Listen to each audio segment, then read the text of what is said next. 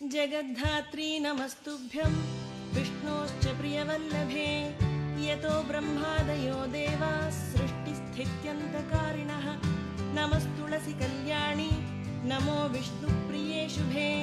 नमो मोक्षप्रदे देवी नमः सम्पत्प्रदायिके तुलसी पातु मां नित्यं सर्वापद्भ्योऽपि सर्वदा कीर्तितापि स्मृता वापि पवित्रयति मानवं नमामि शिरसा देवी तुलसीं विलसत्तनुं यां दृष्ट्वा पापतो मर्त्याः मुच्यन्ते सर्वकिल्बिषात् तुलस्या रक्षितं सर्वं जगते तच्चराचरं या विनिर्हन्ति पापानि दृष्टा वा पापिभिर्नरैः नमस्तुलस्यतितरां यस्यै दत्ता बलिः कलौ कलयन्ति सुखं सर्वं स्त्रियो वश्यास्तथा परे तुलस्या नापरं किञ्चित् दैवतं जगदीतले यया पवित्रितो लोको विष्णुशङ्केन वैष्णवैः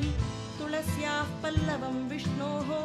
शिरस्यारोपितं कलौ।